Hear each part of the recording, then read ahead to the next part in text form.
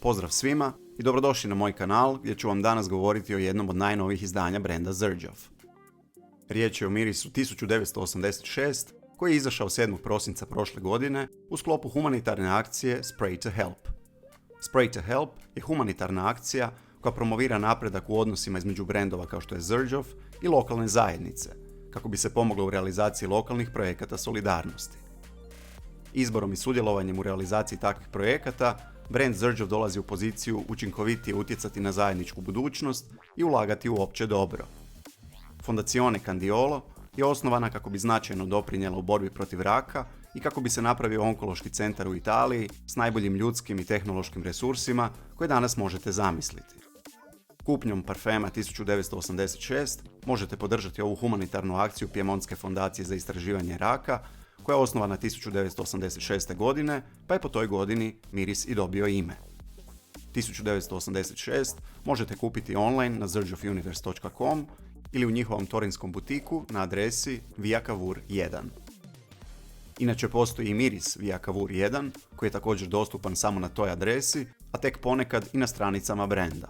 Radi se o predivnom gurmanskom mirisu koji zaslužuje posebnu recenziju i koju ću uskoro i napraviti. Ali vratimo se mirisu 1986 i osnovnim podacima koje vam u ovoj fazi videa obično dajem.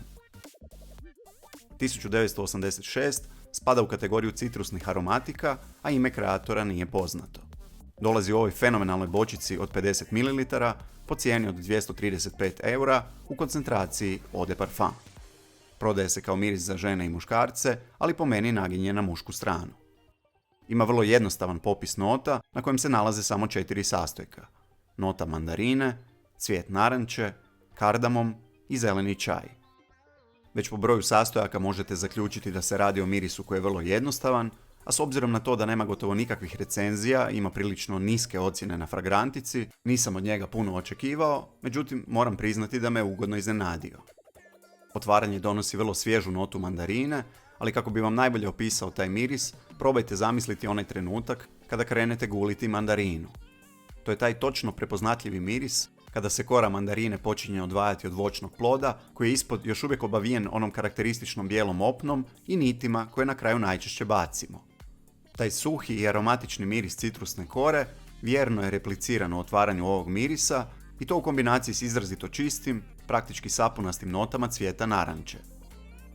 Drvo naranče, kao što možda ne znate, daje 3 vrlo važna parfemska sastojka. To su petitgrain, odnosno esencijalno ulje, koje nastaje ekstrakcijom listova i zelenih grančica drveta naranče, a drugi i treći sastojak su neroli i cvijet naranče, koji nastaju od nježnog bijelog cvijeća, ali je proces ekstrakcije drukčiji, pa ta dva sastojka imaju potpuno različiti miris. Miris nerolija je aromatičniji i zeleniji, a miris cvijeta naranče ima varijacije od toplih cvjetnih nijansi poput jasmina do svježih sapunastih nijansi kakve su upravo prisutne u ovom parfemu. Ta kombinacija citrusa i cvijeta naranče ostavlja dojam čistoće i bjeline svježeg rublja, opranog najskupljim i najfinijim aromatiziranim sapunom. Te sapunaste nijanse sve se više razvijaju kako vrijeme prolazi, a da to ne bi bila samo još jedna u nizu kombinacija citrusa i cvijeta naranče, pobrinula se začinska nota kardamoma koja čini ovaj miris drukčijim i interesantnijim od ostalih mirisa slične kategorije, dajući mu i točno potrebnu količinu slatkoće. Tonove zelenog čaja ne mogu ni u jednom trenutku baš točno razabrati, osim eventualno u drydownu, ali definitivno daju kompoziciji taj jedan smirujući i opuštajući karakter. Nikad se ne opterećujem time što o mirisu koji mi se sviđa misle drugi ljudi. Svjestan sam da će ovaj miris mnogima biti prejednostavan, preskup i već viđen, ali ja sam tu da vam kažem svoje dojmove i svoje emocije vezane u svaki miris o kojem govorim. I vjerujem da znam odgovor na pitanje zašto mi se ovaj miris toliko sviđa. Nosi u sebi nešto što mene podsjeća na odmor i na putovanja, ali na ona bezbrižna putovanja prije pandemije kada smo mnoge stvari uzimali zdravo za gotovo.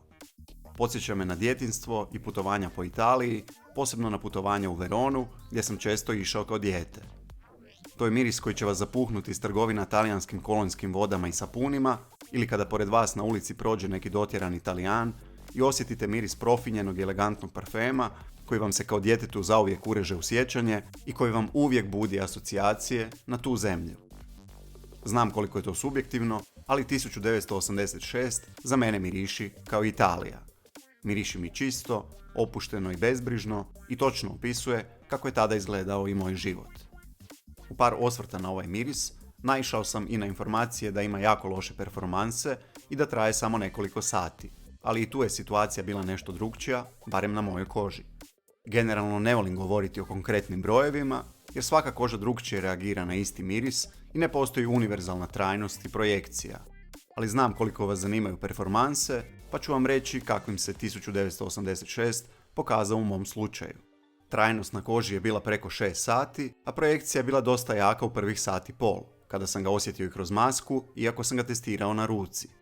I po notama i po karakteru, ovo je prvenstveno ljetni miris, za koji sam već rekao da naginje na mušku stranu. Možete ga bez problema nositi i u ovim proljetnim danima, i to u svim formalnim i neformalnim situacijama koje vam padnu na pamet, jer miriši profinjeno i čisto. Ako vas i to zanima, a zanima vas, ženama se jako sviđa, jer žene na muškarcima vole svježe i čiste parfeme. Ovaj miris je kombinacija tradicionalne talijanske kolonjske vode i modernog šminkerskog parfema koji je kao stvoren za muškarce s puno ukusa, koji su uvijek sređeni i koji svoj savršeni outfit žele zaokružiti elegantnim mirisom koji ne možete kupiti u svakoj parfumeriji. 1986 je miris koji je jednostavan, ali se od svog savršenog dizajna bočice do dojma koji ostavlja obraća kupcima kojima cijena nije bitna, koji vole lijepe i skupe stvari, a posebno stvari koje nisu svima dostupne. Cijena je takva kakva je, a 1986 prodaje se po istoj cijeni kao recimo Nio, koji je ipak kralj mnogih ljetnih top lista. Ako uzmemo u obzir i da spada u umjerenije Xerjoff parfeme po svojim performansama, pitanje je koliko i kako će se prodavati. Znam i da živimo u vrijeme kada su ljudi vrlo skeptični prema humanitarnim akcijama, ali kod ovog parfema moram uzeti u obzir i to da će možda svojom prodajom barem malo pomoći u borbi protiv zloćudne bolesti, a to svakako treba pohvaliti. Ne mogu ovaj miris direktno usporediti niti s jednim mirisom koji sam probao, ali ako volite Pradine parfeme, kao što je na primjer Prada Amber, ali koji su još svježiji i aromatičniji, s dodatkom citrusnih nota i koji su još puno otmijeniji i luksuzniji, onda ovaj miris zaslužuje vašu pozornost. Slobodno napišite u komentarima koji su vaši omiljeni sapunasti mirisi ako ih volite i koji su vam najdraži Xerjoff parfemi za proljeće i za ljeto. Do našeg sljedećeg susreta najljepše vas pozdravljam, čuvajte se, a mi se vidimo uskoro. Bok!